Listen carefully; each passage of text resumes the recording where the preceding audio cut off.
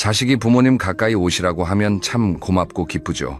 손주도 자주 볼 수 있고 자식 집에 뭐 필요한 거 있으면 바로 갖다 주고 생각만 해도 설렙니다. 그런데 여러분, 그 기쁨이 한 달 만에 한숨으로 바뀌는 분들을 내가 너무 많이 봤습니다. 준비 없이 자식 집 근처로 이사 갔다가 무보수 가사 도우미가 되어서 돌아오시는 분들 정말 많습니다.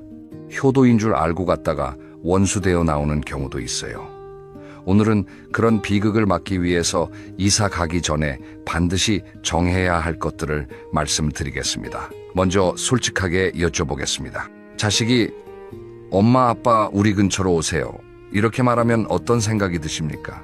대부분 우리 자식이 효자네, 효녀네 하고 기뻐하십니다. 손주 얼굴 자주 보고 자식들 뒷바라지도 하고 가족이 가까이 있으니 얼마나 좋겠어요. 그런데 현실은 다릅니다. 66 세김모 씨의 이야기를 들려드리겠습니다. 딸이 엄마 우리 동네로 오세요. 애 봐주시면 저도 일할 수 있고 엄마도 손주 보면 좋잖아요, 이렇게 말했어요. 김 씨는 너무 좋았습니다. 바로 아파트를 알아보고 이사했어요. 딸네 집에서 걸어서 10분 거리였습니다. 처음 한 달은 정말 행복했대요.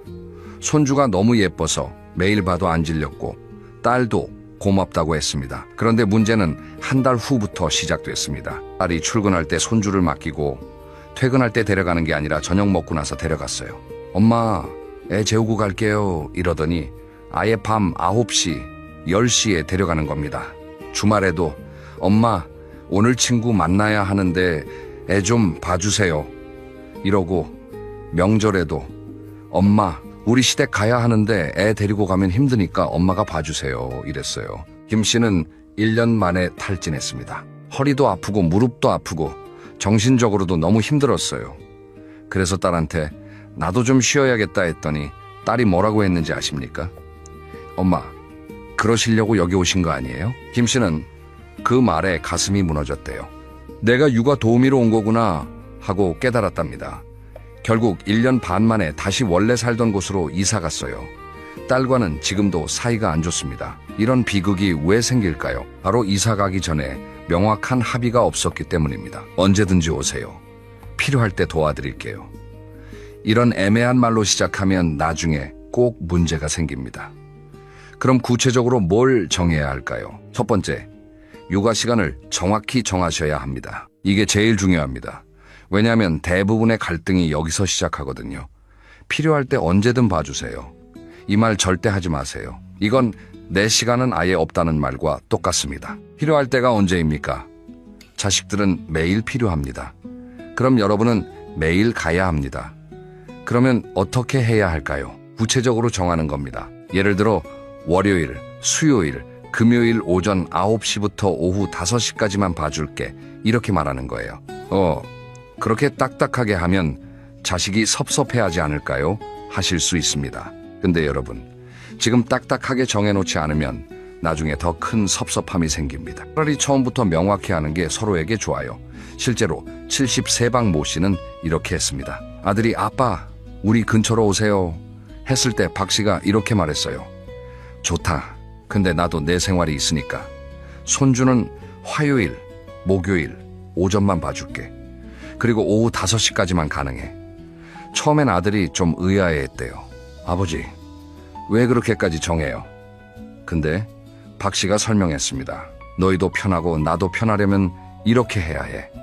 명확하게 정해놓으면 서로 부담 없잖아. 아들이 이해했습니다. 그리고 그 약속을 지금까지 잘 지키고 있어요.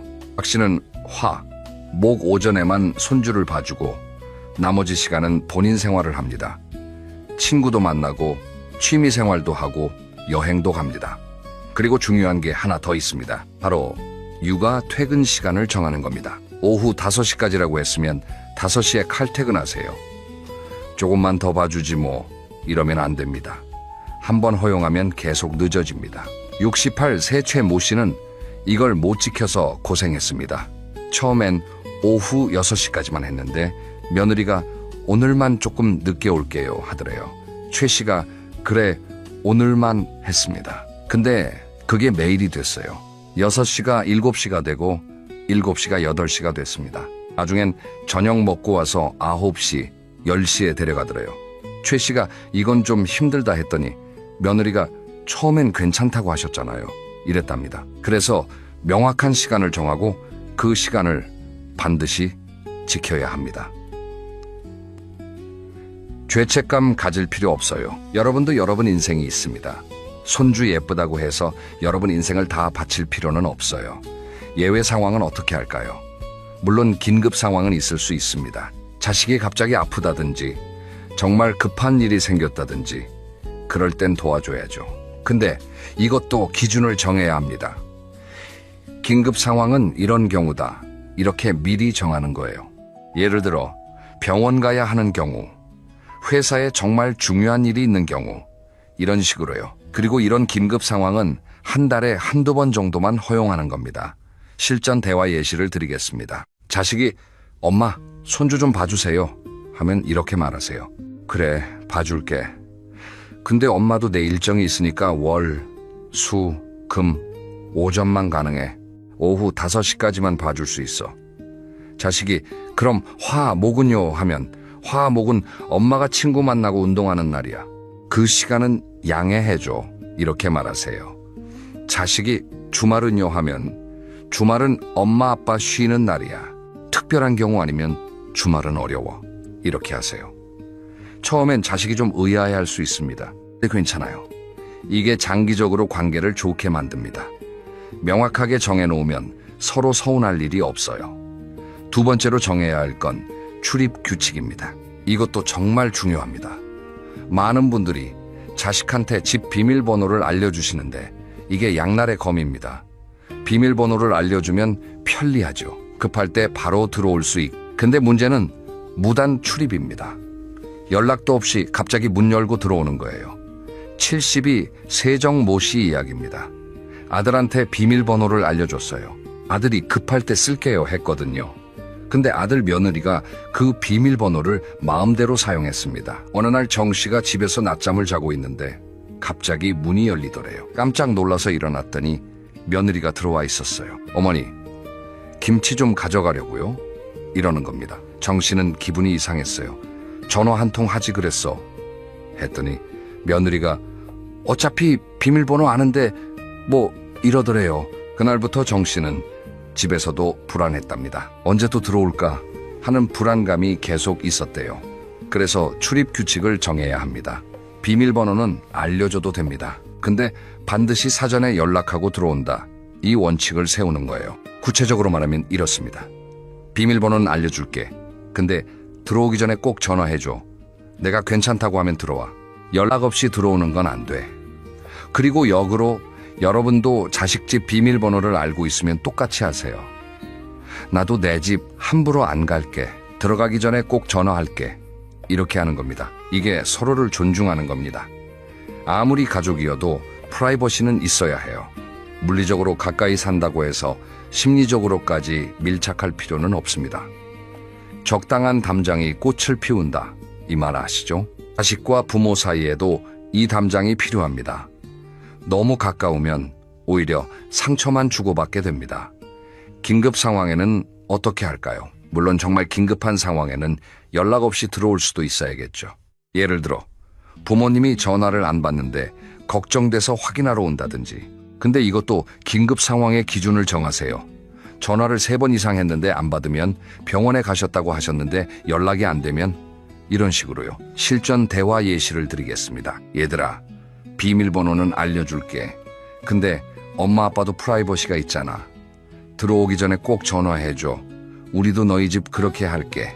자식이 그럼 급할 때는요 하면 급한 게 뭔데? 김치 가져가는 게 급한 일이야? 그건 미리 말하면 되잖아. 정말 긴급한 상황. 예를 들어 우리가 전화를 계속 안 받는다든지 그럴 때만 그래. 자식이 너무 딱딱한 거 아니에요? 하면 딱딱한 게 아니라 서로 존중하는 거야. 이게 장기적으로 우리 관계를 좋게 만들어. 3번째로 정해야 할 건 식사 규칙입니다. 이것도 정말 중요한데 많이 놓치십니다. 같이 밥 먹는 게 뭐가 문제야 하실 수 있는데 매일 같이 먹으면 큰 문제가 됩니다. 68세 이모 씨 사례입니다. 딸이 엄마, 저녁은 같이 먹어요 했어요. 이 씨는 좋았습니다. 가족이 모여서 밥 먹는 게 얼마나 좋아요. 그래서 매일 저녁을 딸네 집에서 먹었습니다. 처음엔 딸이 해주더니 점점 이 씨가 하게 됐어요. 엄마, 오늘 저 야근인데 저녁 좀 해주실 수 있어요? 이러더니 나중엔 아예 엄마가 해주시면 안 돼요? 이렇게 됐습니다. 이 씨는 매일 장을 보고 요리를 하고 설거지까지 했어요. 집에 가면 밤 9시, 10시였습니다. 1년을 그렇게 살았더니 완전히 탈진했어요. 그래서 어느 날 나도 좀 쉬고 싶다. 매일 같이 먹는 건 힘들어. 했더니 딸이 섭섭해 하더래요. 엄마가 해주시는 밥이 제일 맛있는데 이러면서요. 이 씨는 그때 깨달았습니다. 아, 내가 식당 아줌마가 됐구나 하고요. 결국 일주일에 한 번만 같이 먹자고 선을 그었습니다. 딸이 처음엔 불만이었지만 지금은 이해합니다. 그래서 식사 빈도를 정해야 합니다. 매일 같이 먹는 건 부모에게도 부담이고 사실 자식에게도 부담입니다. 일주일에 한두 번 정도가 적당합니다. 그리고 돌아가며 초대하세요. 이번 주는 부모가 자식을 초대하고 다음 주는 자식이 부모를 초대하고 이렇게 하면 한쪽만 부담스럽지 않습니다. 각자 먹는 날도 필요합니다. 여러분도 여러분끼리 먹고 싶을 때가 있고 자식들도 그럴 때가 있어요. 이게 건강한 겁니다. 반찬 문제는 어떻게 할까요? 많은 분들이 반찬 셔틀이 되십니다. 자식이 엄마 김치 좀 갖다 주세요. 엄마 된장찌개 좀 끓여주세요. 이러면 다 해주시거든요. 가끔은 괜찮습니다. 근데 매번 요구하면 안 돼요. 가끔 해줄게. 근데 매번은 힘들어. 너희도 해먹어. 이렇게 말할 수 있어야 합니다. 실전 대화 예시입니다.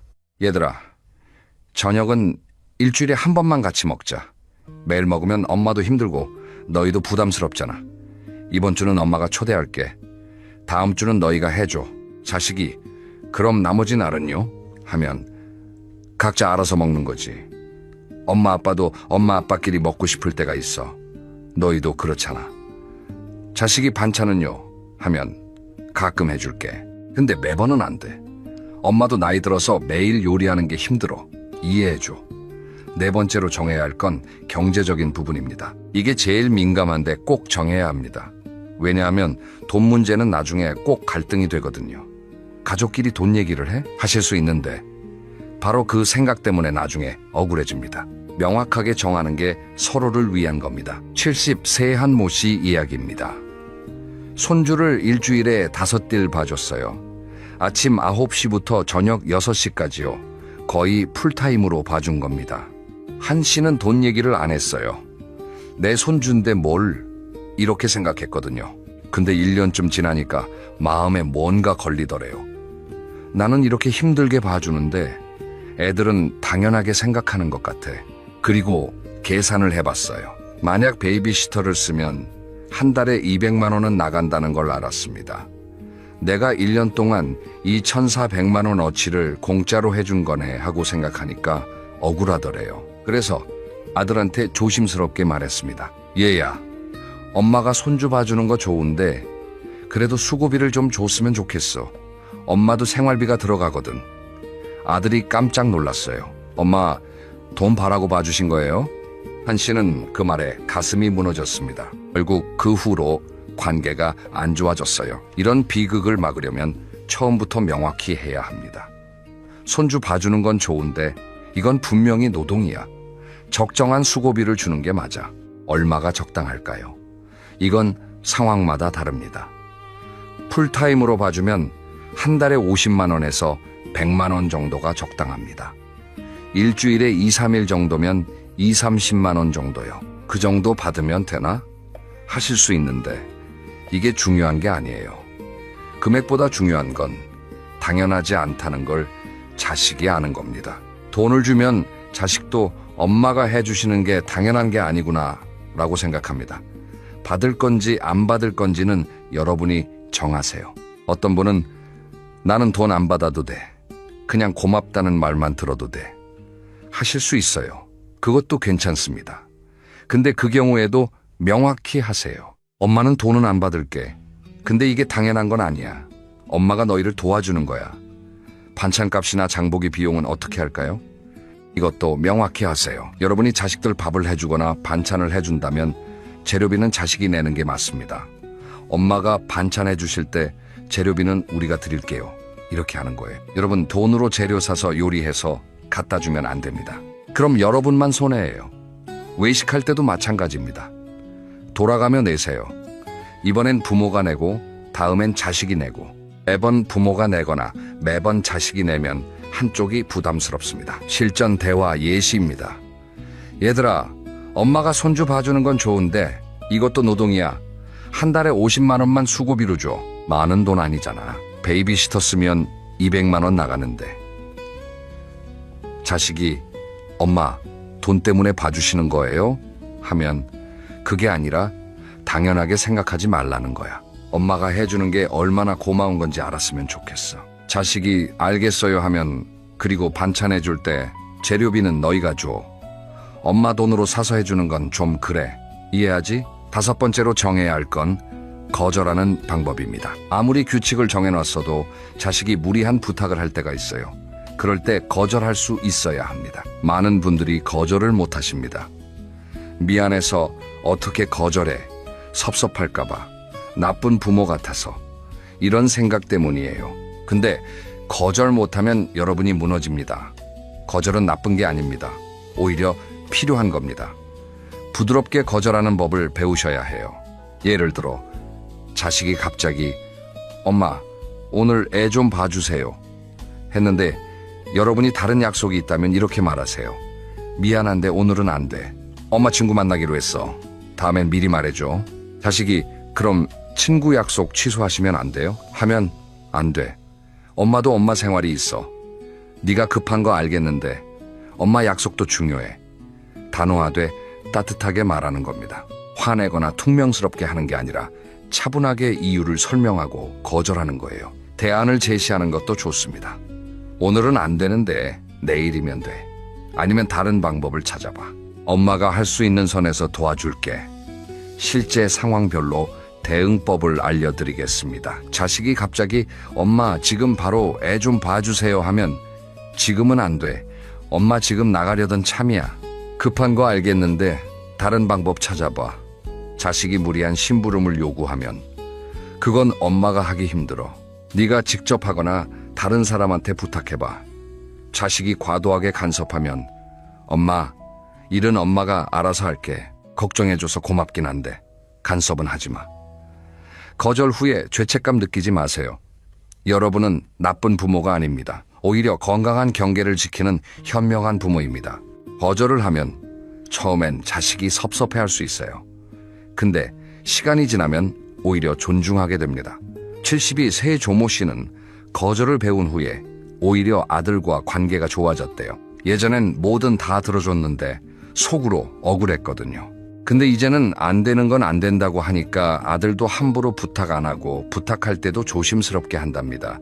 그럼 이미 이사를 간 경우는 어떻게 할까요? 나는 이미 자식 집 근처로 왔는데 아무것도 안 정했어. 지금 너무 힘들어.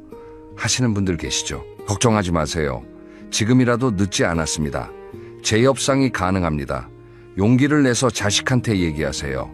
얘들아, 엄마 아빠가 너희 도와주려고 여기 왔는데 생각보다 힘들어. 우리 규칙을 좀 정했으면 좋겠어. 이렇게 시작하세요. 자식이 왜요? 지금까지 잘했잖아요. 하면 겉으로는 괜찮아 보여도 속으로는 힘들었어. 이렇게 계속 살면 엄마 아빠 건강 나빠질 것 같아. 그러면 너희한테도 안 좋잖아. 자식이 그럼 어떻게 하고 싶으세요? 하면 아까 말씀드린 5가지를 얘기하세요. 육아 시간, 출입 규칙, 식사 빈도, 경제적 합의, 거절할 권리. 처음엔 자식이 불만일 수 있습니다. 지금까지는 괜찮았는데 갑자기 왜 이래요? 할 수도 있어요. 근데 포기하지 마세요. 여러분의 건강과 행복이 달린 문제입니다. 실제로 많은 분들이 재협상에 성공했습니다. 중요한 건 용기입니다. 이렇게 살면 안 된다는 걸 인정하고 변화를 요구하는 용기요. 최악의 경우는 뭘까요? 자식이 계속 안 들어주고 관계가 더 나빠지면 어떡할까요? 그럼 다시 이사 가는 것도 방법입니다. 뭐 다시 이사를 가? 하실 수 있는데 여러분, 행복이 우선입니다. 다시 가까이 산다고 해서 불행해지면 뭐 합니까? 차라리 떨어져 사는 게 낫습니다. 거리를 두면 오히려 관계가 좋아질 수도 있어요. 너무 가까이 있어서 문제였는데 적당한 거리를 두니까 서로 그리워하고 존중하게 되는 경우도 많습니다. 오늘 말씀드린 내용 정리하겠습니다. 자식 집 근처로 이사 가기 전에 반드시 정해야 할 5가지. 첫째, 육아 시간을 명확히 정하세요. 필요할 때 언제든 이 말 하지 마시고 요일과 시간을 구체적으로 정하세요. 둘째, 출입 규칙을 정하세요. 비밀번호를 알려줘도 되지만 반드시 사전에 연락하고 들어오도록 하세요. 셋째, 식사 빈도를 정하세요. 매일 같이 먹지 말고 일주일에 한두 번 정도만 같이 드세요. 넷째, 경제적인 부분을 명확히 하세요. 육아, 수고비, 반찬값, 외식비 등을 미리 정하세요. 다섯째, 거절하는 법을 배우세요. 안 되는 건 안 된다고 부드럽게 말할 수 있어야 합니다. 이 5가지만 지켜도 자식과 가까이 살면서도 행복할 수 있습니다. 가까이 사는 목적은 자식의 뒷바라지가 아니라 적당한 거리에서 서로의 안부를 묻는 행복이어야 합니다. 자식과 부모 사이에도 적당한 담장이 있어야 꽃이 핍니다. 너무 가까우면 서로 상처만 주고받게 됩니다. 적당한 거리를 유지하면서 서로를 존중하는 관계, 그게 진짜 좋은 관계입니다. 이미 자식 집 근처에 살면서 힘드신 분들, 지금이라도 늦지 않았습니다. 용기 내서 자식한테 얘기하세요. 여러분의 행복이 제일 중요합니다. 이사 가실 계획이신 분들, 꼭 오늘 말씀드린 5가지를 미리 정하고 가세요. 나중에 후회하지 마시고요. 댓글로 여러분의 경험을 나눠주세요. 이미 자식 집 근처에 사시는 분들, 어떤 점이 가장 힘드신가요? 이사 가실 계획이신 분들, 어떤 게 가장 걱정되시나요? 함께 지혜를 모아봅시다. 여러분 모두 자식과 좋은 관계 유지하시면서 행복한 노후 보내시길 바랍니다. 감사합니다. 여러분, 한 가지 질문을 드리면서 시작하겠습니다. 여러분 주변에 나이가 드셨는데도 유독 눈빛이 살아있는 분이 계시지 않으신가요? 70이 넘었는데도 걸음이 가볍고 대화를 나누면 에너지가 넘치고 뭔가 즐거운 일이 늘 있는 것 같은 그런 분이요. 반대로 비슷한 나이인데 매일 아프다는 이야기, 외롭다는 이야기, 재미없다는 이야기만 하시는 분도 계시죠. 두 분의 차이, 과연 뭘까요? 돈이 좋은 걸까요? 돈이 많은 걸까요?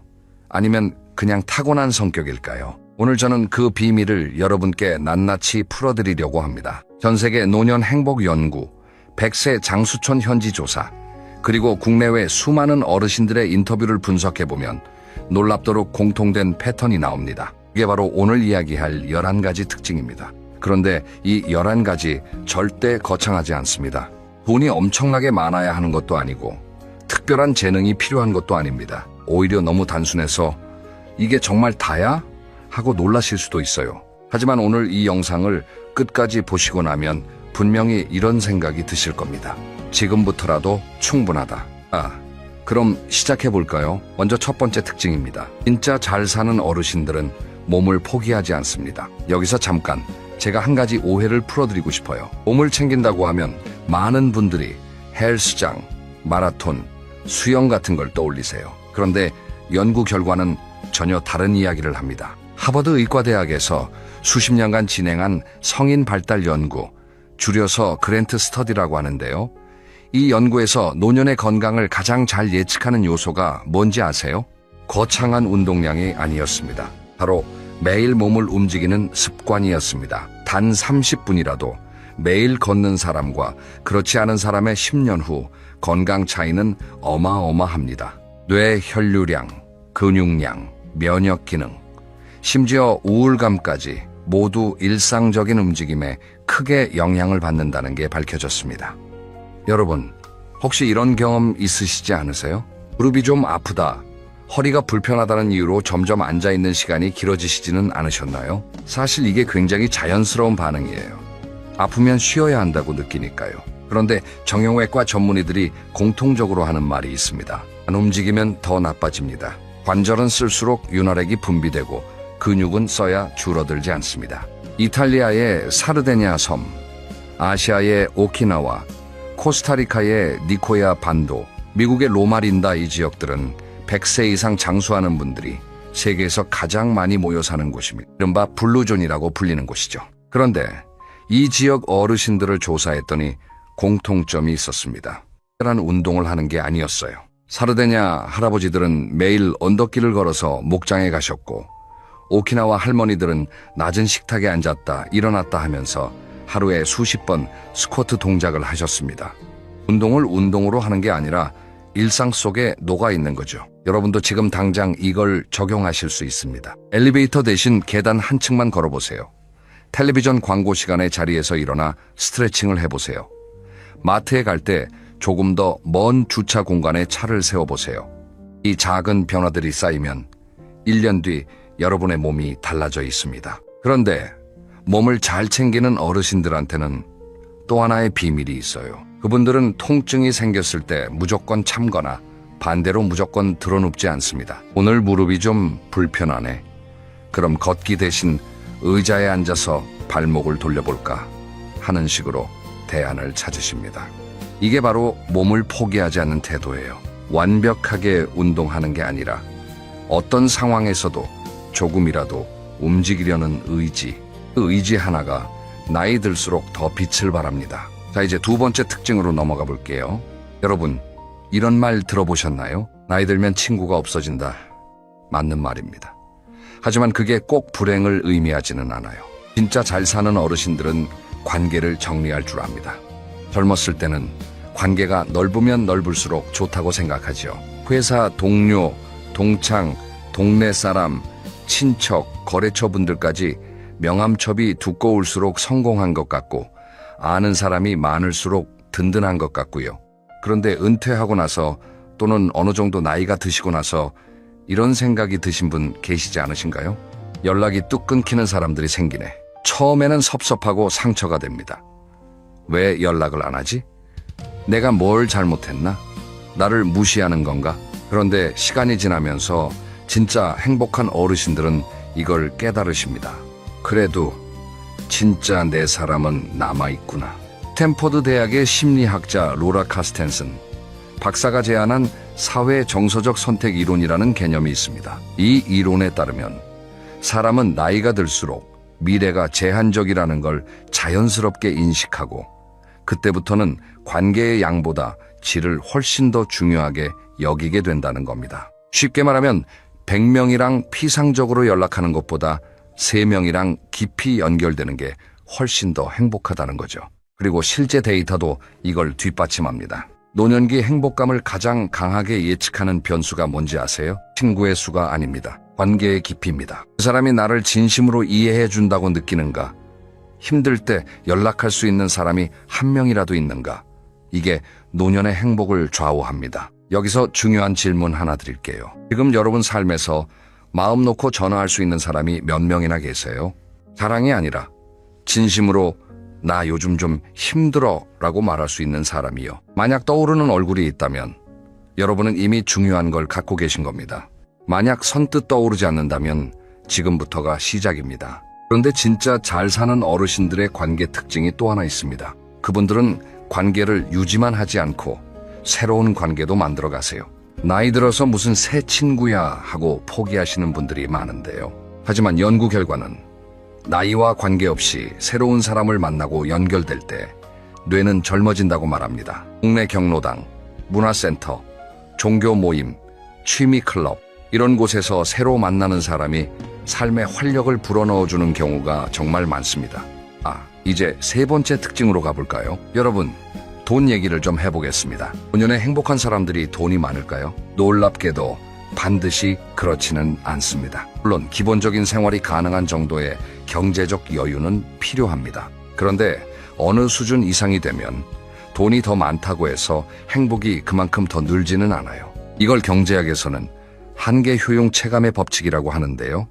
쉽게 말하면 첫 번째 피자 한 조각이 제일 맛있고 먹을수록 덜 맛있어지는 것처럼 돈도 어느 정도 수준을 넘으면 추가로 생기는 행복감이 점점 줄어든다는 겁니다.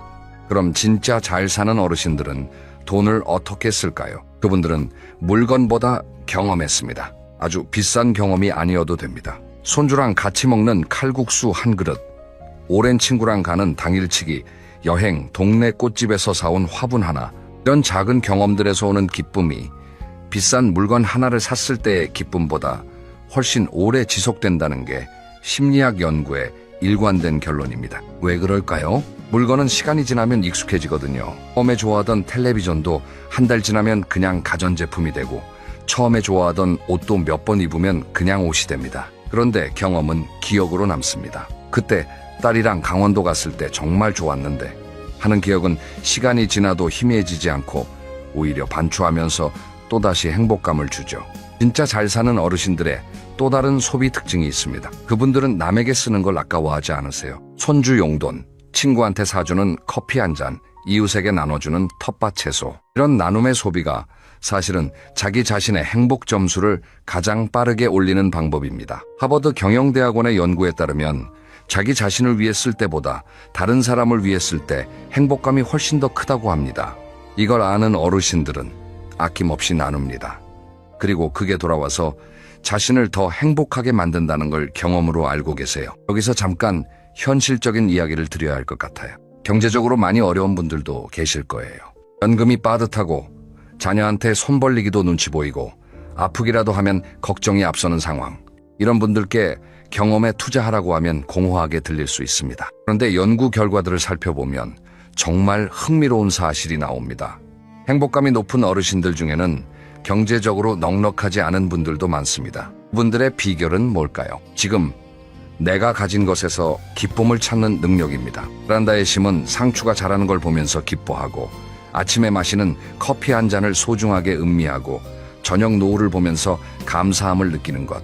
이게 사실 어떤 물질적 풍요보다 더 강력한 행복의 원천이라는 게 계속해서 밝혀지고 있습니다. 자, 이제 네 번째 특징으로 가보겠습니다. 사실 이 부분이 오늘 이야기 중에서 가장 많은 분들이 공감하실 내용이기도 하고 동시에 가장 어려워하시는 부분이기도 합니다. 바로 마음을 다스리는 능력입니다. 여러분, 나이가 드실수록 마음이 편해지셨나요?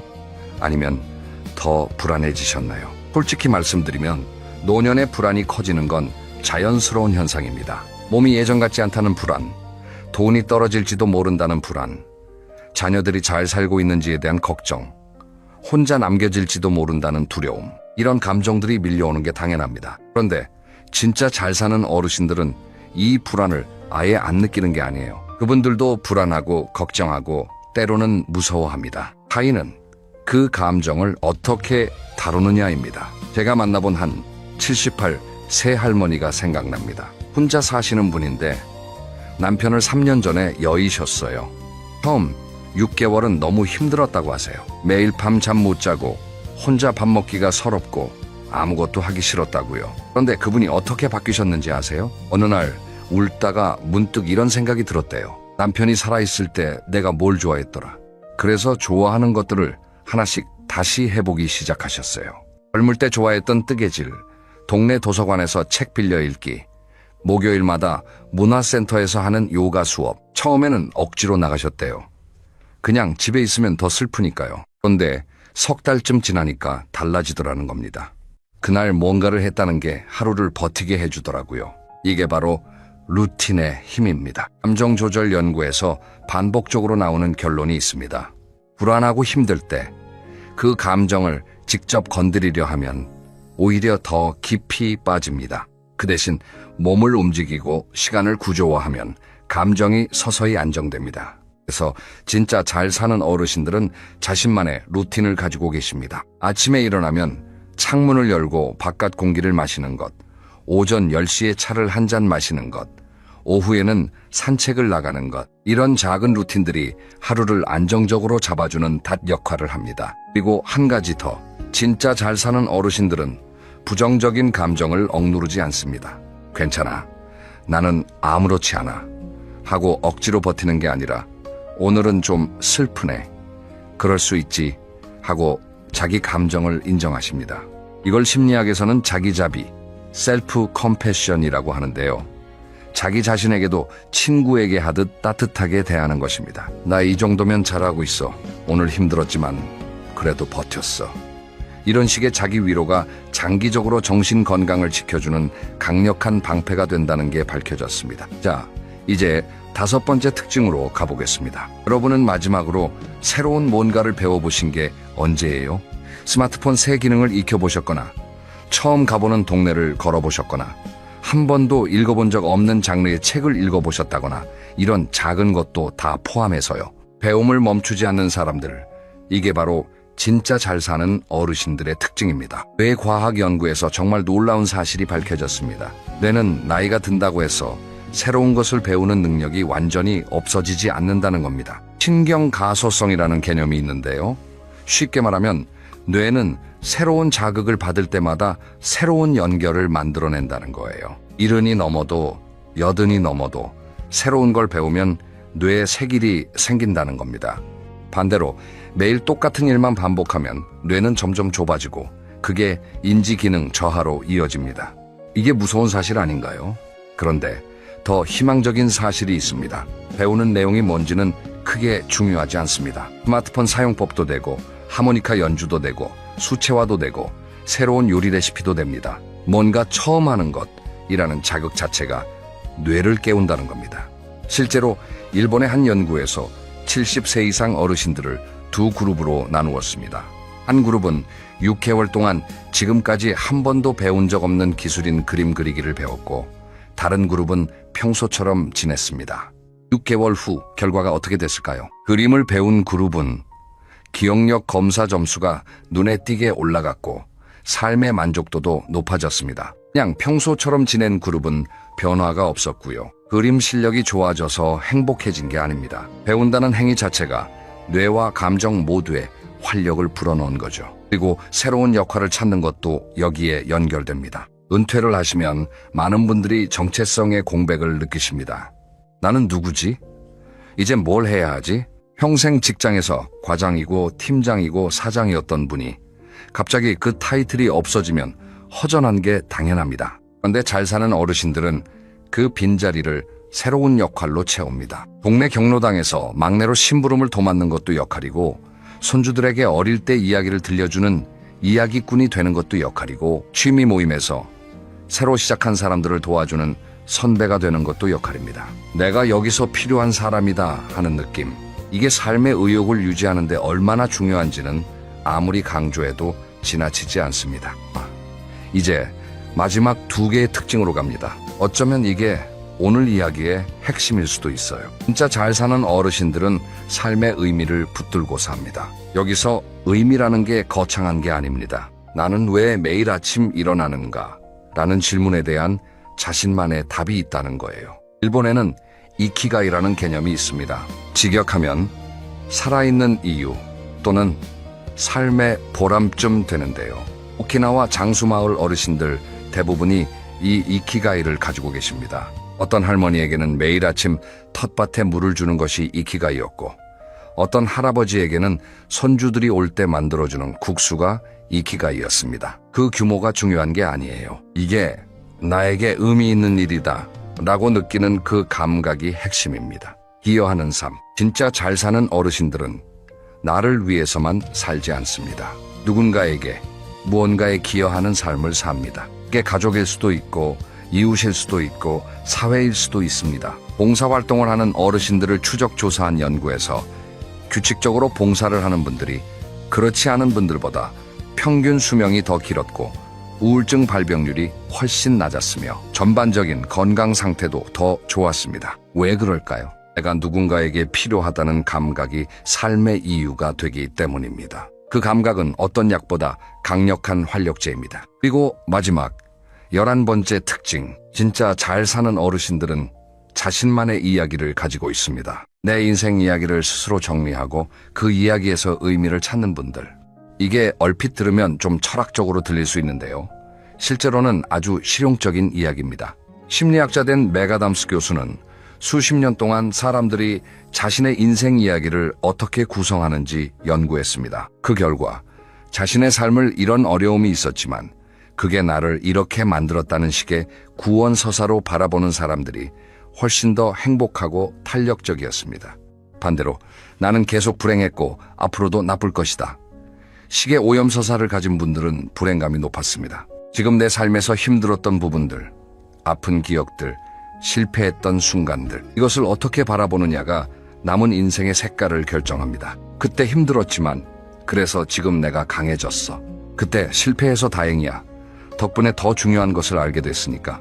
이런 시각의 전환이 노년의 행복을 만드는 가장 깊은 뿌리입니다. 이제 정리를 해볼게요. 오늘 저는 노년의 진짜 행복한 사람들의 11가지 특징을 말씀드렸습니다. 첫째, 몸을 포기하지 않고 매일 조금씩 움직입니다.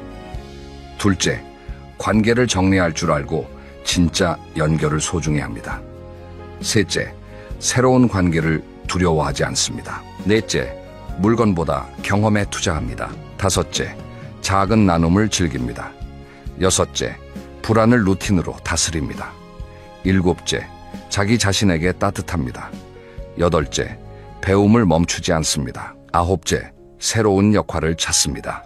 열째, 누군가에게 기여하는 삶을 삽니다. 그리고 11번째, 자신만의 이야기에서 의미를 찾습니다. 이 11가지가 한꺼번에 다 되면 좋겠지만 사실 그럴 필요는 없습니다. 오늘 이 영상을 보시고 나서 딱 한 가지만 골라보세요. 이 중에서 나는 이것부터 해볼 수 있겠다 하는 것 하나요. 그리고 내일 아침부터 딱 그것 하나만 해보세요. 아주 작게, 아주 조금씩. 그게 쌓이면 1년 뒤 여러분의 삶이 정말 달라져 있습니다. 저는 그걸 믿습니다. 그리고 이 영상을 여기까지 봐주신 여러분은 이미 그 변화를 원하고 계신 분들이에요. 이미 첫 번째 발걸음을 내디디신 겁니다. 다음 영상에서는 더 구체적인 이야기를 드릴 거예요. 노년에 진짜 무너지는 사람들은 어떤 패턴을 가지고 있는지, 그리고 그 패턴에서 어떻게 빠져나올 수 있는지 솔직하고 현실적인 이야기를 준비하고 있으니 꼭 기다려주세요. 오늘도 함께 해주셔서 고맙습니다. 건강하세요.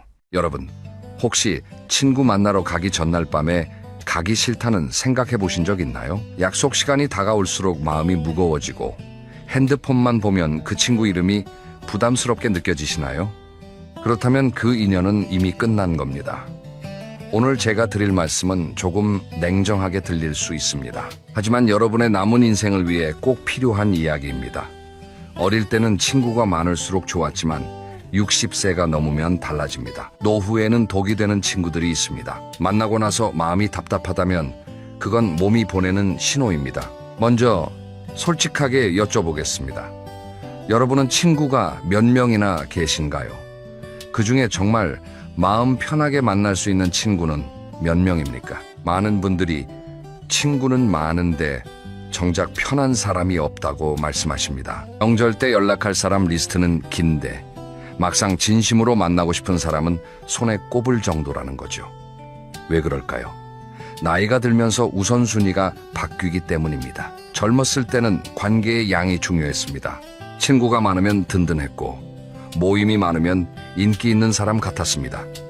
하지만 60대가 넘으면 달라집니다. 이제는 양이 아니라 질입니다. 100명의 아는 사람보다 1명의 진짜 친구가 낫습니다. 10번의 피곤한 만남보다 한 번의 편안한 대화가 소중합니다. 그리고 무엇보다 중요한 건 에너지입니다. 60대 이후에는 에너지가 유한합니다. 젊었을 때처럼 무한정 사람을 만날 수 없어요. 체력도 떨어지고 정서적으로도 쉽게 지칩니다. 잘못된 관계는 여러분의 에너지를 빼앗아 갑니다. 한 번 만나고 나면 3일을 피곤해하게 만드는 사람들이 있어요. 그런 사람과 계속 만나면 어떻게 될까요? 건강이 나빠집니다. 실제로 스트레스성 질환으로 병원에 가시는 분들 중 상당수가 인간관계 문제를 겪고 계십니다. 그럼 몸이 보내는 신호를 한번 확인해 보시겠습니까? 첫째, 친구 만나기 전날 밤에 불안감이 듭니다. 내일 만나야 하는데 하고 생각하면 마음이 무겁습니다. 핑계를 대고 취소하고 싶은 마음이 듭니다. 둘째, 만나고 난 후에 피로감이 심합니다. 육체적으로뿐만 아니라 정신적으로 지칩니다. 집에 와서 한숨만 나옵니다. 왜 갔을까 하는 후회가 밀려옵니다. 셋째, 그 친구와의 대화가 계속 생각납니다. 그런데 기분 좋게 생각나는 게 아니라 불편하게 생각나는 겁니다. 그때 저 말을 왜 했지? 내가 뭐 잘못했나? 이런 생각이 계속 맴돕니다. 이 3가지 중 하나라도 해당되면 그 관계는 문제가 있는 겁니다. 이제부터는 구체적으로 어떤 친구들을 정리해야 하는지 말씀드리겠습니다. 첫 번째로 정리해야 할 친구는 자기 자랑만 하는 사람입니다. 이런 친구는 만나면 자기 얘기만 합니다. 내 얘기는 듣지 않아요. 내가 뭔가 말하려고 하면 그래, 그런데 우리 아들이 이러면서 자기 자식 얘기로 넘어갑니다. 실제 사례 하나 말씀드리겠습니다. 68세 김 모 씨가 계십니다. 이분은 30년 지기 친구가 있었어요. 한 달에 한 번씩 만나는 사이였습니다. 그런데 어느 날부터 그 친구 만나는 게 부담스러워지기 시작했습니다. 왜냐면 만날 때마다 자기 자식 자랑만 했거든요. 우리 아들이 승진했어. 우리 며느리가 얼마나 효자인지 몰라. 손주가 전교 1등 했어. 이런 식이었습니다. 처음엔 잘 됐네 하고 축하해줬습니다. 근데 매번 그러니까 지겹더래요. 그래서 한 번은 김 씨가 자기 얘기를 꺼냈습니다. 나는 요즘 무릎이 아파서 병원에 다니는데 했더니 친구가 뭐라고 했는지 아십니까? 그래? 그런데 우리 아들이 나한테 무릎 관절 보조제를 사줬어. 얼마나 비싼 건지 아니? 이러더래요.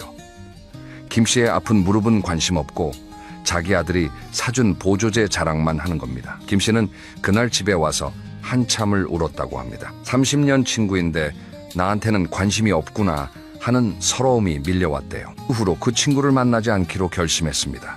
왜 이런 친구들이 생길까요? 심리를 한번 분석해 보겠습니다. 자기 자랑만 하는 사람은 사실 불안한 사람입니다. 자기 자신에 대한 확신이 없어요. 그래서 계속 자랑을 해야 자기 가치를 확인받는 겁니다. 그런데 문제는 뭐냐? 그 사람의 불안을 내가 해소해 줄 수는 없다는 겁니다. 아무리 대단하다, 부럽다 해줘도 소용없어요. 계속 더 자랑하고 더 인정받고 싶어 합니다. 그럼 나는 왜 그런 관계를 참았을까요? 대부분 의리 때문입니다. 오래 알고 지냈는데 어떻게 끊어? 그래도 예정이 있는데 이런 생각 때문에 참는 거예요. 하지만 일방적인 관계는 관계가 아닙니다. 진짜 친구는 서로를 존중합니다. 내 얘기도 듣고 자기 얘기도 합니다. 주고받는 게 있어야 관계예요. 한쪽만 주고 한쪽만 받는 건 관계가 아니라 착취입니다. 그럼 어떻게 구별할까요? 진짜 자랑과 과실을 구별하는 법이 있습니다. 진짜 자랑은 기쁨을 나누고 싶어서 합니다.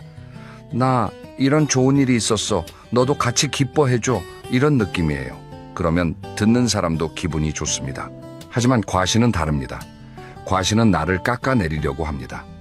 너보다 내가 낫다는 걸 보여주려는 거예요. 그러면 듣는 사람은 기분이 나쁩니다. 움츠러들게 됩니다. 그리고 경청의 부재를 확인하세요. 내가 말할 때 상대방이 진짜 듣고 있나요? 아니면 자기 할 말만 기다리고 있나요? 대화가 아니라 독백이면 그건 관계가 아닙니다. 이런 친구와는 거리를 두기 시작하세요. 당장 끊을 필요는 없습니다. 서서히 만나는 횟수를 줄이면 됩니다. 두 번째로 정리해야 할 친구는 과거에 머물러 있는 사람입니다. 이런 친구는 만날 때마다 옛날 얘기만 합니다. 그것도 좋은 추억이 아니라 서운했던 일, 아픈 상처를 계속 끄집어냅니다. 72 세방 모 씨의 이야기입니다. 이분은 40년 지기 친구가 있었습니다. 학창 시절부터 알고 지낸 사이였어요. 그런데 그 친구는 만날 때마다 40년 전 일을 들먹였습니다. 너 그때 내 생일에 안 왔잖아. 너 그때 나한테 돈 빌려주지 않았지. 이런 식이었어요. 박 씨는 그때마다 미안해. 그때 내가 정말 사정이 있었어 라고 사과했습니다. 한두 번도 아니고 수십 번을 사과했어요. 근데 그 친구는 계속 그 얘기를 꺼냈습니다. 어느 날 박 씨가 물었습니다. 도대체 몇 번을 사과해야 해? 나는 진심으로 미안하다고 했어. 그런데 너는 왜 계속 그 얘기를 하니? 그랬더니 친구가 뭐라고 했는지 아십니까? 사과를 받아도 상처는 남아. 너는 이해 못해. 이러더래요. 박 씨는 그 순간 깨달았습니다. 아, 이 사람은 나를 용서할 생각이 없구나. 평생 죄인으로 만들고 싶은 거구나. 그 후로 박 씨는 그 친구를 만나지 않습니다. 처음엔 죄책감이 들었대요. 40년 친구를 내가 버리는 건가 하고요. 하지만 시간이 지나니까 오히려 홀가분하더랍니다. 더 이상 과거의 죄인으로 살지 않아도 되니까요. 왜 과거에 머무는 친구가 위험할까요? 과거가 미래를 갉아먹기 때문입니다. 60대, 70대면 앞으로 갈 시간이 얼마 남지 않았습니다. 그 소중한 시간을 과거의 상처를 되새기는 데 쓸 수는 없어요. 과거는 바꿀 수 없습니다. 이미 지나간 일입니다. 아무리 후회해도 아무리 사과해도 과거는 돌아오지 않아요. 그런데 어떤 사람들은 과거에 갇혀서 평생을 삽니다. 그리고 상대방도 거기 같이 가두려고 해요. 너도 나처럼 과거에 갇혀 있어야 해. 이런 거죠. 이건 건강하지 않습니다. 건강한 추억과 독이 되는 기억을 구별하세요. 건강한 추억은 떠올리면 미소가 지어집니다. 그때 참 재밌었지. 그때가 좋았어. 이런 느낌이에요. 그러면 에너지가 생깁니다. 하지만 독이 되는 기억은 다릅니다. 떠올리면 마음이 아픕니다. 분노가 올라옵니다. 그러면 에너지가 빠집니다. 이런 기억을 계속 되새기는 친구는 여러분의 미래를 훔쳐가는 겁니다. 우리에게는 선택적 기억이라는 능력이 있습니다. 좋은 기억은 간직하고 나쁜 기억은 흘려보내는 거예요. 과거에 머무는 친구는 이 능력이 없는 사람입니다. 그 사람의 문제를 내가 해결해 줄 수는 없습니다. 세 번째로 정리해야 할 친구는 부정적인 에너지를 전파하는 사람입니다. 이런 친구는 세상 모든 것이 불만입니다. 만나면 남 흉보는 것으로 대화를 채웁니다. 65세 이 모 씨의 경험입니다. 이분은 일주일에 한 번씩 만나는 친구가 있었어요. 처음에는 좋았습니다. 서로 속마음을 털어놓고 위로도 받고 그랬어요. 그런데 점점 그 친구의 대화 패턴이 바뀌었습니다. 만나면 남 흉보기만 했어요. 저 사람 봤어? 옷은 왜 저렇게 입고 다니니? 저 집은 자식들이 효도를 안 한대. 요즘 세상은 정말 살기 힘들어. 이런 식이었습니다. 이 씨는 처음엔 맞장구를 쳐줬습니다. 그러게, 정말 그래, 이러면서요. 근데 집에 오면 기분이 안 좋더래요. 이유를 모르겠는데 우울해지는 거예요. 그러다가 어느 날 깨달았습니다. 아, 내가 그 친구의 부정적인 에너지에 감염됐구나. 그 친구를 만나고 나면 세상이 어둡게 보였어요. 모든 게 불만스럽고 모든 게 짜증났습니다. 이 씨는 그 친구와의 만남을 줄였습니다. 한 달에 한 번만 만나기로 했어요. 그랬더니 놀라운 일이 벌어졌습니다. 기분이 좋아졌어요. 세상이 다시 밝게 보이기 시작했습니다. 이게 바로 에너지 뱀파이어의 무서운 점입니다. 과학적으로도 증명된 사실입니다. 감정은 전염됩니다. 거울 뉴런이라는 게 있어요. 상대방의 감정을 내가 그대로 따라하게 되는 뇌의 시스템입니다. 행복한 사람과 있으면 나도 행복해집니다. 반대로 우울한 사람과 있으면 나도 우울해져요. 부정적인 사람과 계속 있으면 나도 부정적으로 변합니다. 특히 노년기에는 정서적 건강이 정말 중요합니다. 우울증에 걸리면 치매 위험도 높아지고 면역력도 떨어집니다. 그러니까 긍정적인 에너지를 보존하는 게 건강을 지키는 겁니다. 이건 이기적인 게 아닙니다. 자기 보호입니다. 내 마음을 지키는 건 당연한 권리예요. 남의 부정적인 에너지를 다 받아줄 의무는 없습니다. 선택적으로 교류하세요. 긍정적인 사람과는 자주 만나고 부정적인 사람과는 거리를 두세요. 이게 현명한 선택입니다. 자, 여기까지 세 가지 정리 대상을 말씀드렸습니다. 자기 자랑만 하는 친구, 과거에 머무는 친구, 부정적인 에너지를 전파하는 친구. 이런 친구들은 정리해야 합니다. 그럼 어떻게 정리할까요? 많은 분들이 오해하시는 게 있습니다. 손절이라고 하면 대판 싸우고 끊는 걸로 생각하세요. 너 때문에 내가 얼마나 힘들었는지 아니? 이제 연락하지 마. 이렇게 하는 거예요. 근데 이건 좋은 방법이 아닙니다. 왜냐하면 감정적으로 소모가 크거든요. 싸우고 나면 오히려 내가 더 지칩니다. 그리고 주변 사람들한테도 소문이 나요. 그 사람 친구랑 싸웠대. 이러면서요. 성숙한 방법은 조용히 멀어지는 겁니다. 서서히, 자연스럽게 거리를 두는 거예요. 이게 진짜 어른의 이별입니다. 구체적인 단계를 말씀드리겠습니다. 1단계, 연락 빈도를 줄입니다. 일주일에 한 번 만났다면 이 주일에 한 번으로 줄이세요. 한 달에 한 번으로, 그 다음엔 2달에 한 번으로, 이렇게 서서히 간격을 벌리는 겁니다.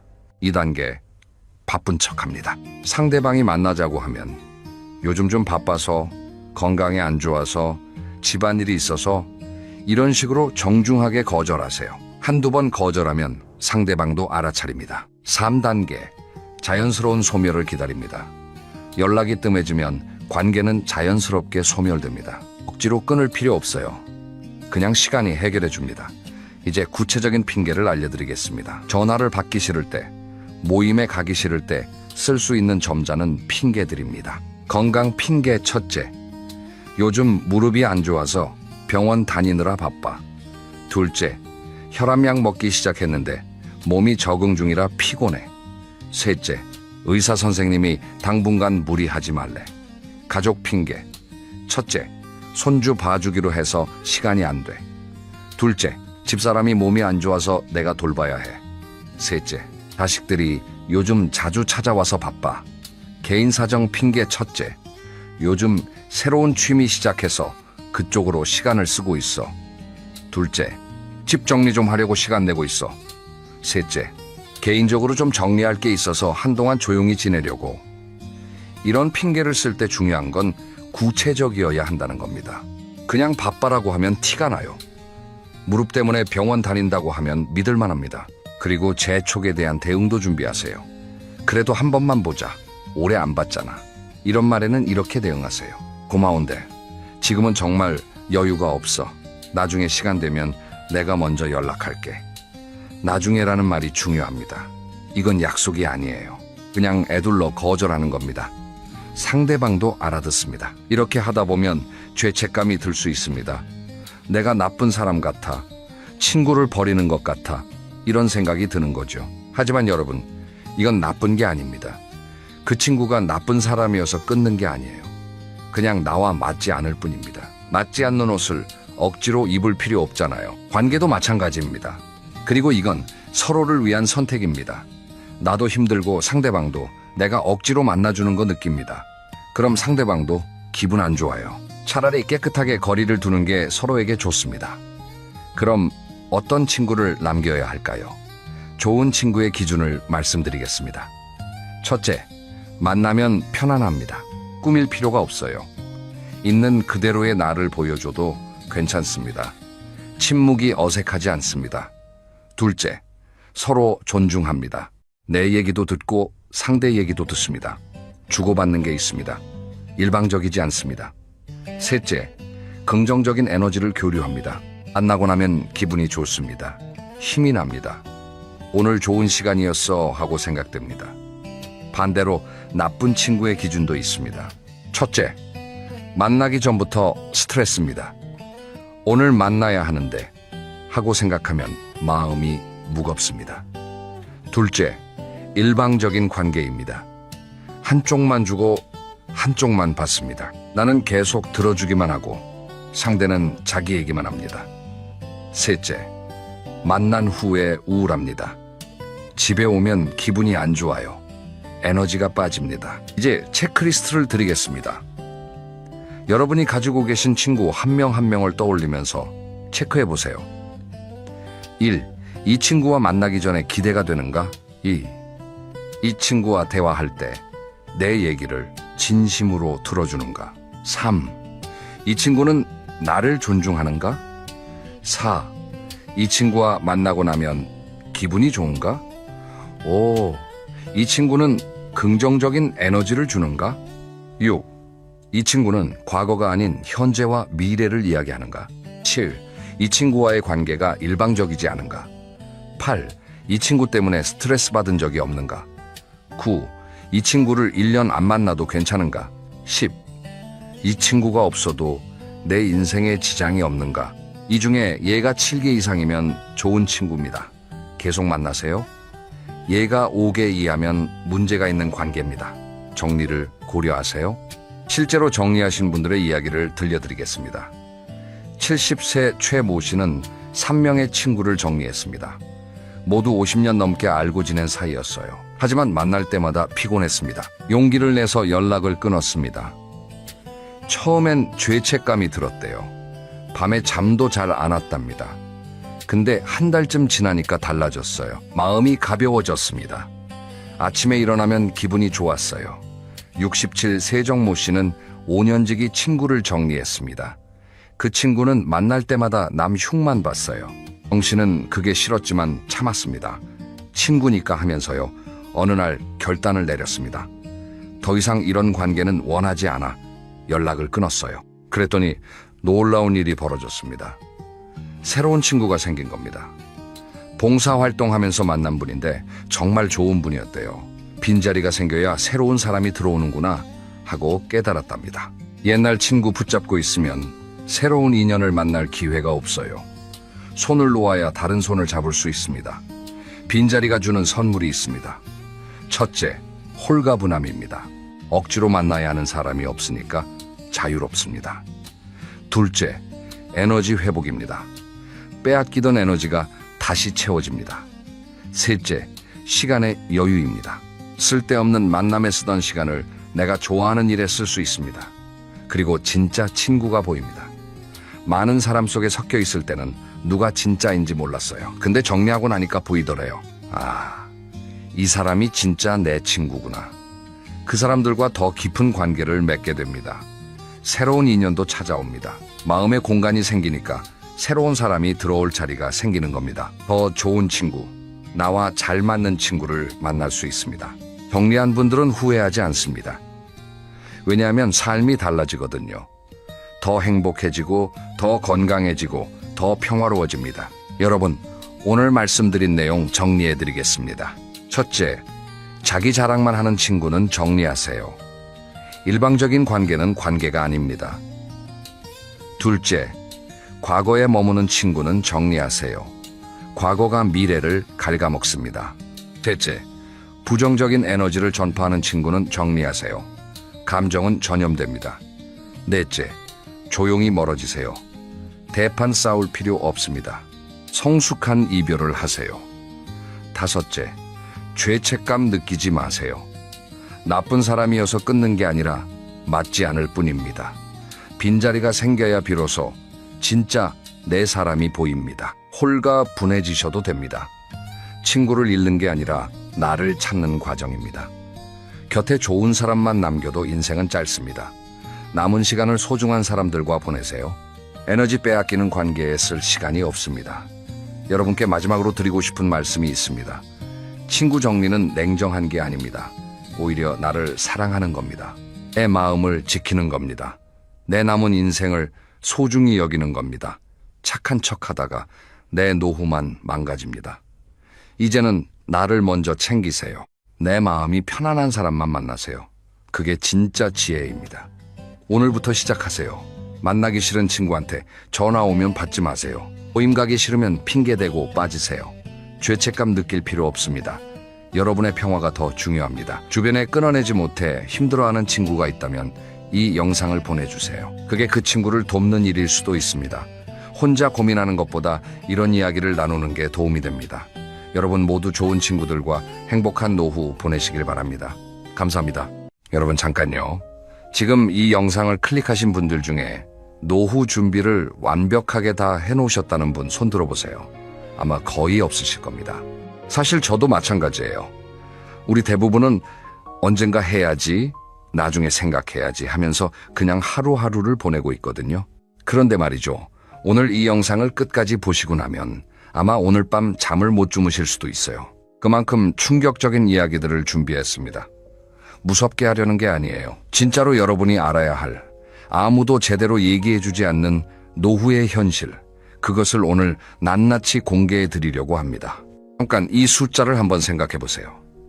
우리나라 65세 이상 노인 가구 중에서 절반이 넘는 분들이 월 소득 100만 원 이하로 생활하고 계신다는 사실 알고 계셨나요? 절반이에요. 절반.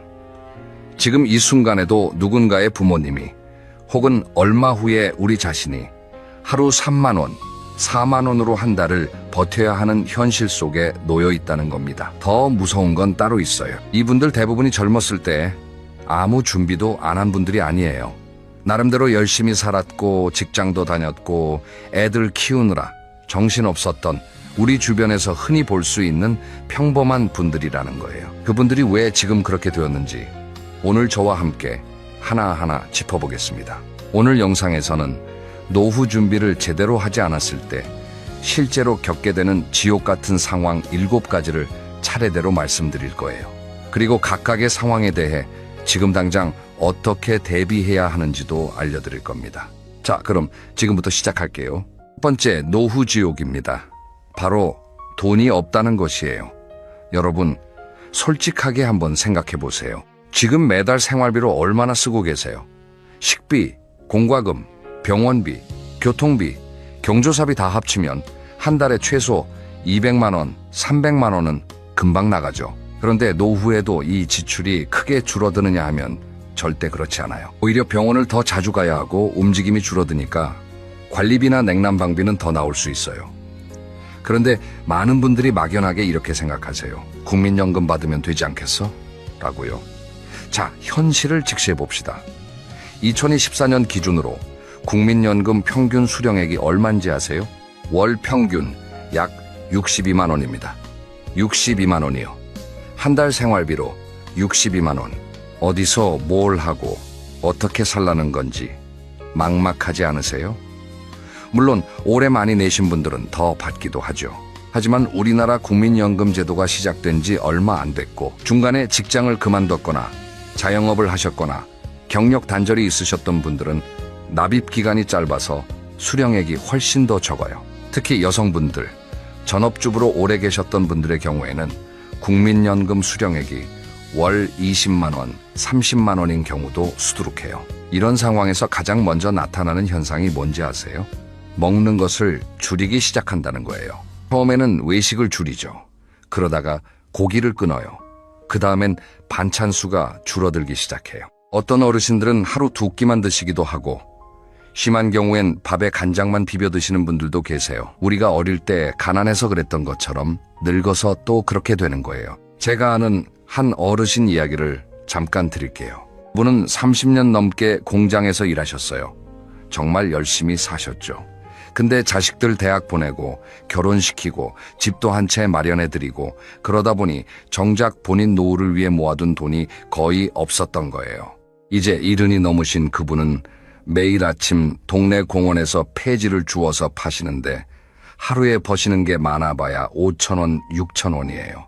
그걸로 식비를 충당하신대요. 자식들한테 연락하기가 창피해서 못한다고 하시더라고요.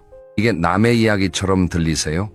저는 이분 이야기를 듣고 나서 한동안 머릿속에서 떠나질 않았어요. 왜냐면 이분의 삶이 준비 없이 노후를 맞이하는 우리 모두의 이야기가 될 수 있기 때문이에요. 그렇다면 돈이 없는 노후를 피하려면 어떻게 해야 할까요? 핵심은 딱 하나예요. 국민연금 하나에만 의존하지 말라는 거예요. 국민연금은 기초안전망이지 노후 전체를 책임지는 시스템이 아니에요. 그 위에 개인연금이나 퇴직연금 혹은 임대소득이나 파트타임 수입 같은 두 번째, 세 번째 소득권을 지금부터라도 만들어 놓으셔야 해요. 아직 50대이신 분들이라면 충분히 가능해요. 지금 당장 월 10만 원, 20만 원씩이라도 개인연금 저축에 넣기 시작하세요. 그 돈이 20년 뒤에 얼마가 되는지 아세요? 복리로 계산하면 정말 놀라운 숫자가 나옵니다. 그 이야기는 나중에 따로 영상으로 준비해 드릴게요. 지금 당장은 이것만 기억해 주세요. 노후에 필요한 돈은 생각보다 훨씬 많고 그 돈을 만들 시간은 생각보다 훨씬 짧다는 것. 그리고 가장 무서운 건 돈이 없으면 나머지 모든 것들이 연쇄적으로 무너지기 시작한다는 사실이에요. 그게 지금부터 말씀드릴 두 번째 지옥과 연결이 됩니다. 두 번째 노후 지옥은 몸이 무너진다는 것이에요. 사람이 나이를 먹으면 몸이 아픈 건 어쩔 수 없는 일이에요. 이건 누구도 피해갈 수 없어요. 그런데 문제는 아픈 것 자체가 아니라 아플 때 쓰이는 돈이에요. 노후에 몸이 아프면 얼마나 돈이 나가는지 여러분 혹시 계산해 보신 적 있으세요? 국내 연구에 따르면 65세 이상 노인 한 명이 생애 마지막 5년 동안 쓰는 의료비가 평균 4천만 원에서 5천만 원에 달한다고 해요. 4천만 원이요. 그것도 건강보험이 있는데도 이 돈이 본인 부담으로 나가는 거예요. 입원비, 간병비, 약값, 재활치료비, 요양원 비용 이런 것들이 다 포함되면 어떤 경우엔 억 단위를 넘어서기도 해요. 특히 오늘날 가장 많이 발생하는 노인 질환이 뭔지 아세요? 고혈압, 당뇨, 관절염은 기본이고 뇌졸중이나 심근경색 같은 혈관계 질환이 정말 많아요. 이런 병들은 갑자기 찾아와요. 어느 날 아침에 일어나 보니 몸의 한쪽이 안 움직인다거나 갑자기 가슴을 쥐어짜는 통증이 느껴진다거나 하는 식으로요. 그리고 이런 병들은 한번 걸리면 완전히 낫지 않아요. 평생을 관리하면서 살아야 해요. 뇌졸중의 경우를 좀 더 자세히 말씀드릴게요. 뇌졸중이 오면 갑자기 언어 장애가 생기거나 반신마비가 올 수 있어요. 병원에서 급성기 치료를 받고 나면 이제 재활이 필요한데 재활 치료가 길게는 1년, 2년, 어떤 경우엔 그 이상 걸리기도 해요. 이 기간 동안 매달 나가는 치료비, 간병비가 얼마인지 아세요? 요양원 기준으로 한 달에 150만 원에서 300만 원은 기본이에요. 거기다 간병인을 별도로 쓰면 또 추가 비용이 발생해요. 그런데 더 마음 아픈 건 이런 상황에서 돈이 없으면 제대로 된 치료조차 받기 어렵다는 현실이에요. 좋은 재활병원은 비용이 비싸고 국공립 요양병원은 대기 기간이 몇 달씩 걸려요. 결국 형편이 어려운 분들은 제때 치료를 못 받고 그러다 보니 회복이 더 더뎌지고 가족들의 부담은 점점 더 커지는 악순환이 반복되는 거예요. 한 가지 사례를 더 드릴게요. 제가 아는 70세 할머니 한 분은 50대부터 당뇨가 있으셨어요. 그런데 젊었을 때는 증상이 심하지 않다 보니까 관리를 소홀히 하셨대요. 약도 가끔 빠뜨리고 단 음식도 계속 드시고요. 그러다 60대 후반에 당뇨 합병증으로 발가락을 하나 절단하셨어요. 그리고 얼마 안 있어 신장 기능이 나빠져서 이제는 일주일에 3번 투석을 받으셔야 해요. 매번 병원에 가야 하는데 혼자서는 이동이 어려우시고 자식들은 직장 다니느라 바쁘고 정말 막막하다고 하시더라고요. 이런 이야기를 들으면 무섭죠.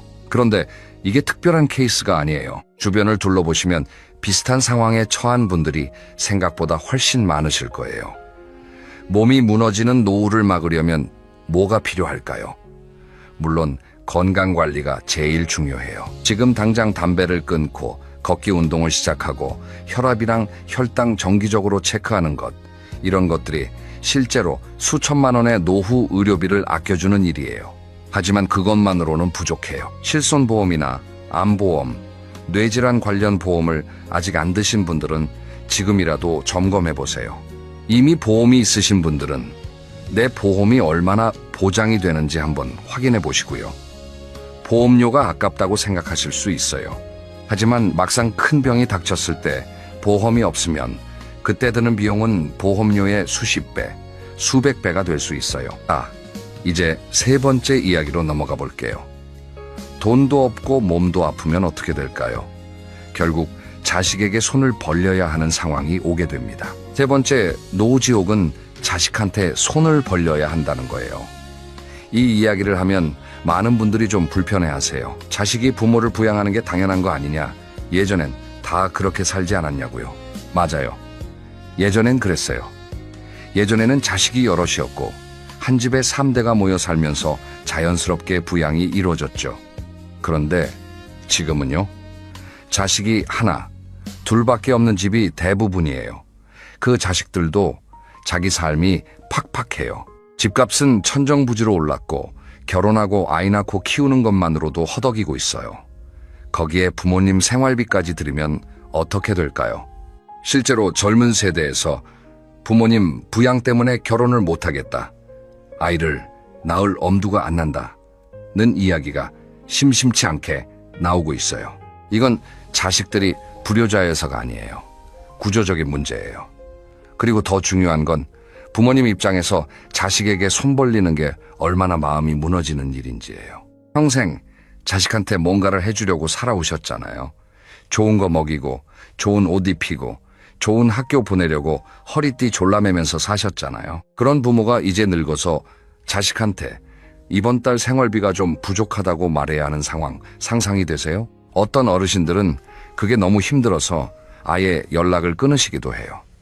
자식한테 짐이 되고 싶지 않다면서요. 그러면서 혼자서 굶고 아파도 병원을 못 가고 그렇게 지내다가 어느 날 홀로 쓸쓸하게. 제가 아는 한 남성 어르신은 68살인데 아들이 둘 있어요. 큰아들은 부산에, 작은아들은 캐나다에 살고 있어요. 그런데 이분은 자식들한테 자기 사정을 알리지 않으려고 전화도 잘 안 받으신대. 혹시라도 힘들다는 게 목소리에서 느껴질까 봐요. 한 달 생활비가 40만 원인데 그걸로 밥 사 먹고 약 사 먹고 버티고 있다고 하시더라고요. 들으면서 코끝이 찡해졌어요. 자식에게 부담을 주지 않으려면 어떻게 해야 할까요? 답은 결국 하나예요. 노후에 스스로 먹고 살 수 있는 경제적 자립이 되어 있어야 한다는 거예요. 그리고 그 자립은 지금 준비를 어떻게 하느냐에 달려 있어요. 그리고 자립과 함께 중요한 게 또 있어요. 자식과의 관계 설정을 미리 잘 해놓는 것이에요. 노후에 어디서 어떻게 살 건지, 의료적 결정을 누가 해줄 건지, 재산은 어떻게 할 건지, 이런 것들을 자식과 미리 솔직하게 대화해두는 게 정말 중요해요. 미리 얘기해두지 않으면 나중에 다 갈등이 되거든요. 그런데 이렇게 자식과의 관계도 잘 정리하고 돈도 어느 정도 있어도 결국 노후에 찾아오는 가장 근본적인 두려움이 있어요. 그게 바로 네 번째 노후 지옥이에요. 네 번째 노후 지옥, 혼자가 된다는 것입니다. 이건 굉장히 무거운 이야기예요. 하지만 꼭 해야 하는 이야기예요. 나이가 들면 주변 사람들이 하나씩 떠나가기 시작해요. 친구들이 아파서 병원에 입원하거나 먼저 세상을 떠나기도 하죠. 그리고 가장 충격적인 이별은 역시 배우자와의 이별이에요. 통계청 자료에 따르면 우리나라 70세 이상 여성 2명 중 1명은 혼자 사시고 있어요. 남성도 마찬가지예요. 15세가 넘으면 혼자 사는 독거노인 비율이 급격하게 높아져요. 이분들이 어떻게 사시는지 아세요? 아침에 눈을 떠요. 집 안이 고요해요. 텔레비전을 틀어요. 밥을 혼자 먹어요. 어디 나가기가 무서워요. 미끄러지거나 넘어지면 아무도 없잖아요. 그러다 보니 집 안에서만 지내게 되고 움직임이 줄어드니까 몸이 더 빨리 약해져요.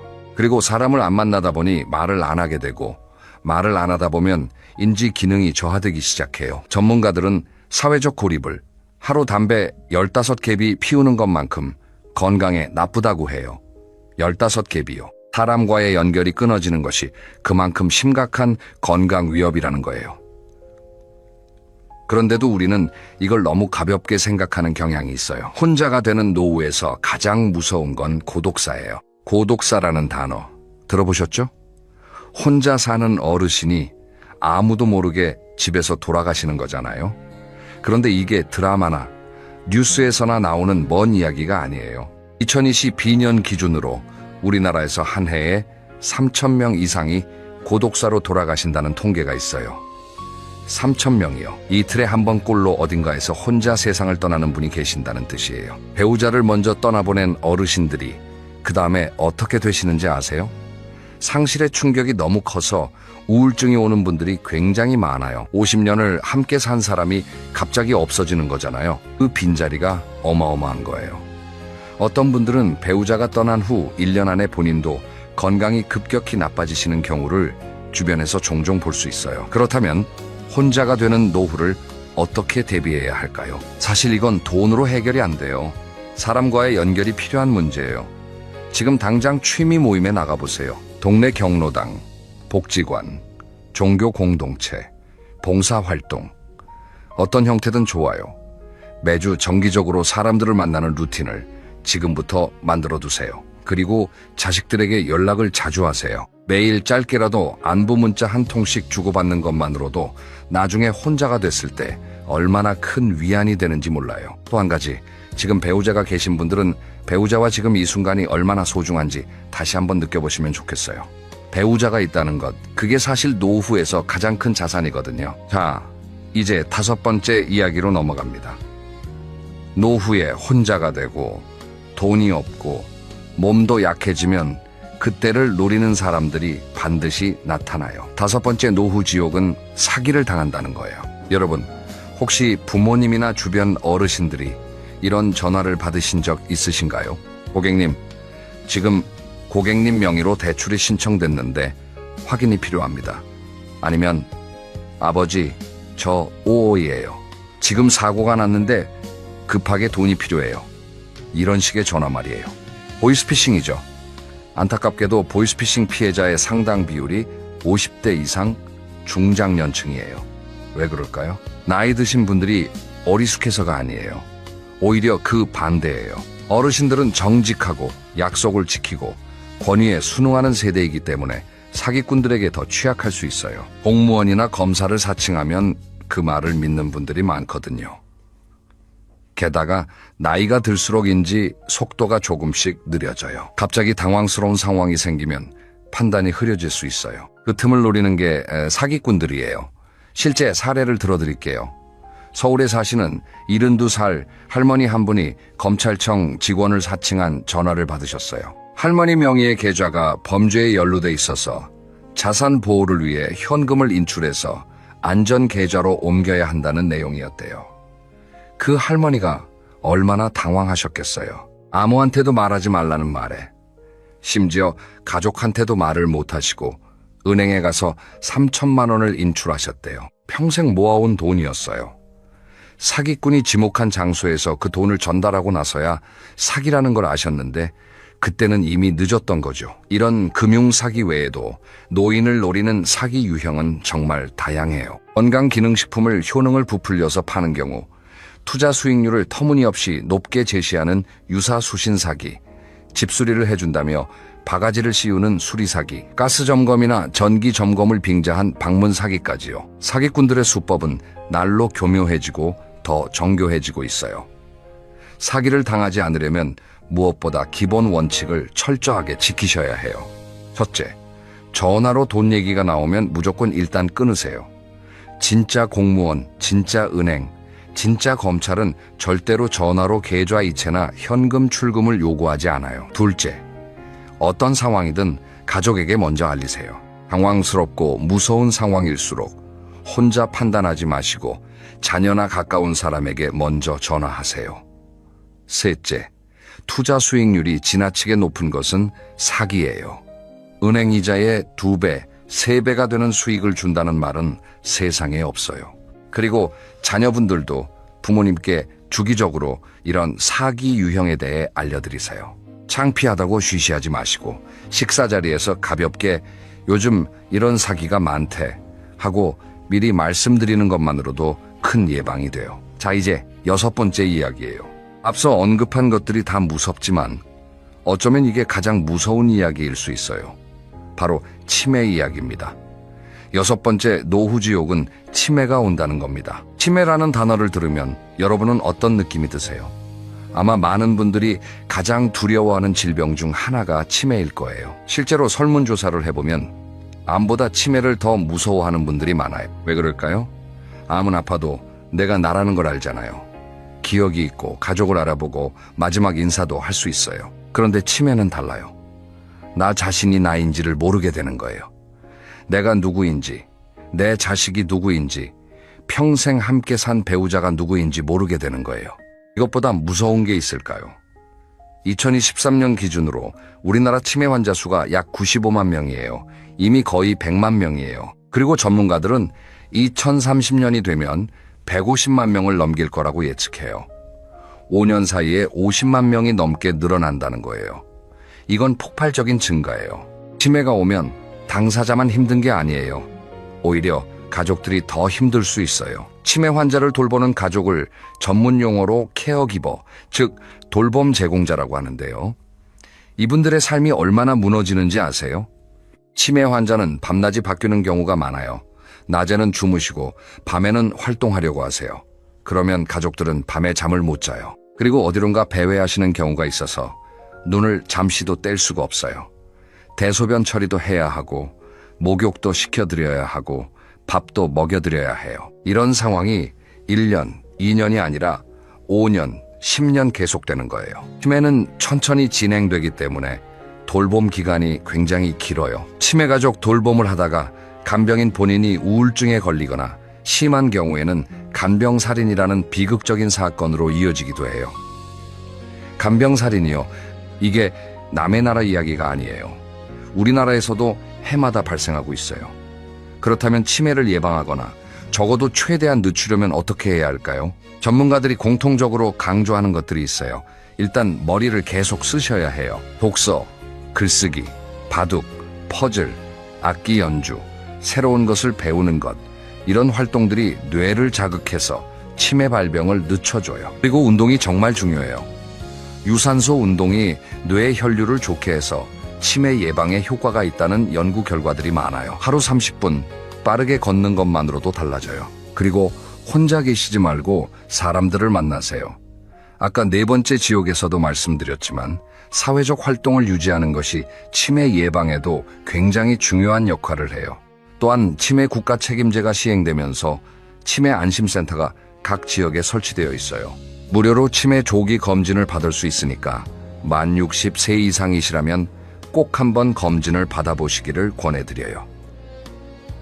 일찍 발견할수록 진행을 늦출 수 있어요. 그리고 혹시 나중에 내가 치매가 와도 내 재산이 어떻게 관리되고 내 의료적 결정을 누가 내릴지 미리 정해두는 법적 장치들이 있어요.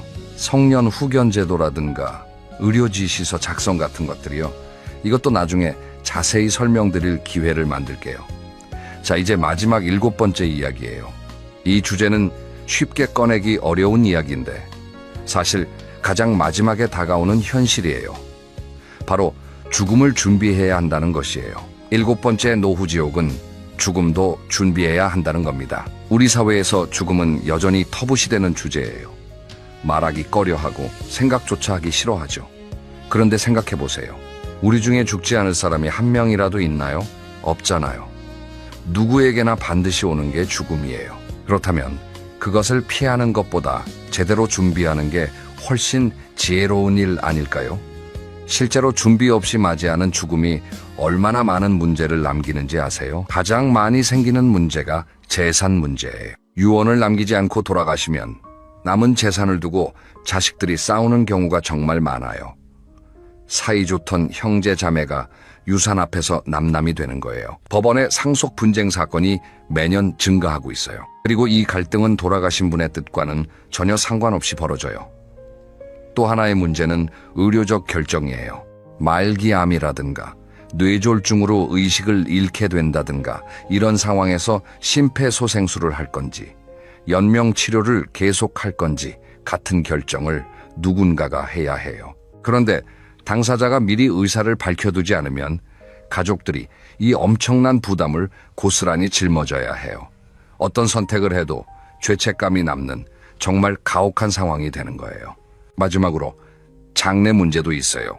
어떤 방식으로 장례를 치르고 싶은지, 어떤 곳에 묻히고 싶은지 이런 것들을 미리 얘기해두지 않으면 가족들이 슬픔 속에서 급하게 결정을 내려야 해요. 상조 서비스를 미리 가입해두는 것, 장지를 미리 알아두는 것, 이런 것들이 가족들에게 남겨주는 마지막 배려예요.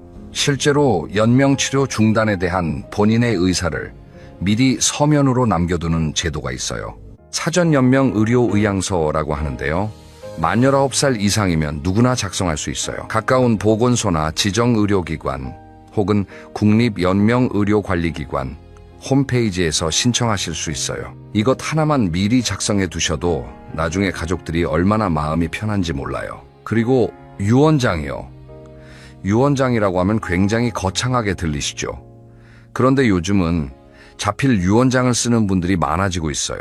복잡한 재산이 없더라도 내가 소중히 여기던 물건을 누구에게 주고 싶다든가 자식들에게 마지막으로 하고 싶은 말을 남겨두는 것 자체로도 굉장한 의미가 있어요. 품위 있는 마지막이란 무엇일까요? 돈이 많고 의리의리한 장례식을 치르는 게 아니에요. 내가 원하는 방식으로 사랑하는 사람들 곁에서 그들에게 짐을 지우지 않고 감사한 마음으로 삶을 마무리하는 것.